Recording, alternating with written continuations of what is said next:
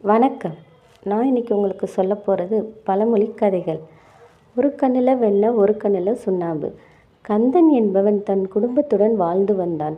அவன் தனியார் நிறுவனத்தில் எழுத்தாளராக பணியாற்றினான். அவனது குடும்பம் விவசாயம் செய்து வரும் ஒரு நடுத்தர குடும்பமாகும். இவனுக்கு 15 மைல் தொலைவில் மாமியார் வீடு உள்ளது. ஒரு நாள் கந்தனின் தம்பி கதிரவன் சொந்த வேலைக்காக நகரத்துக்கு வரும் சூழ்நிலை உருவானது. வந்த வேலை முடிந்ததால் அப்படியே அண்ணன் அண்ணி பிள்ளைகளை பார்த்து செல்வோம் என அண்ணன் வீட்டுக்கு வந்தான். அன்று கந்தன் வீட்டில் இருந்தான். ஆகையால் அண்ணா என்னும் குரல் கேட்டு வெளியே வந்த கதிரவன், வாடா என அன்போடு வீட்டுக்கு அழைத்து உட்கார வைத்து தனது மனைவியை அழைத்தான். அவள் குழந்தனை வாப்பா என்று அழைத்துவிட்டு அவள் வேலையை பார்க்க சென்று விட்டாள். கதிரவனுக்கு பசி. அவன் தன் அண்ணியிடம், பசிக்குது அண்ணி, சாப்பாடு இருந்தால் கொடுங்க என்று கேட்டான். கொஞ்ச நேரம் கழித்து பழைய சோறும் வெங்காயமும் எடுத்து வைத்தாள்.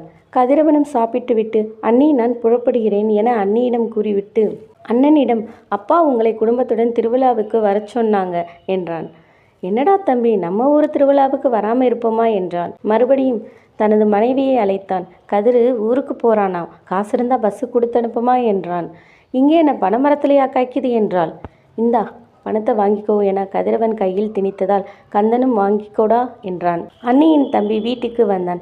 அப்படியே அக்காவை பார்த்துவிட்டு போகலாம் என வீட்டின் கதவை தட்டவும் பூவிழி கதவை திறந்து பார்த்து கணவனை நோக்கி, என்னங்க, என் தம்பி மணி வந்திருக்கான் பாருங்க, போய் கூல்ட்ரிங்க்ஸ் வாங்கியாங்க என்றாள். ஊரில் அம்மா அப்பா மல்லிகா எப்படி இருக்காங்க என்று விசாரித்தாள். பேசிக்கொண்டே சிறிது நேரத்தில் சமையல் வேலைகளை முடித்துவிட்டு கணவனையும் தம்பியும் உட்கார வைத்து சாப்பாடு பரிமாற ஆரம்பித்தாள்.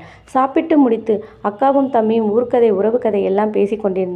பின் மணி, அக்கா மாமா நான் புறப்படுகிறேன் என கூறி புறப்பட்டான். உடனே பூவிலி 200 ரூபாய் நோட்டுகளை எடுத்து தம்பியின் பாக்கெட்டில் வைத்தாள். காலையில் நம் தம்பி வந்தபோது அவள் நடந்து கொண்ட விதமும் இப்போது அவள் நடந்து கொண்ட விதமும் வேறு மாதிரி இருக்கிறது என கந்தனுக்கு மனதிற்குள் கோபம் இருந்தாலும் அதை வெளிக்காட்டிக் கொள்ளவில்லை. பின் இரவு நேரத்தில் தன் மனைவியிடம், நீ காலையில் நடந்து கொண்ட விதம் சரியில்லை என்றான். உடனே அவள், கதிர் பாருங்க, நம்ம பிள்ளை, என் தம்பி ஊருக்கு போய் வந்தவங்களை கவனிக்கலை என்று சொன்னால் யாருக்கு அசிங்கம், உங்களுக்கு தானே என்றாள். இதற்கு அவன் ஒன்றும் பேசவில்லை.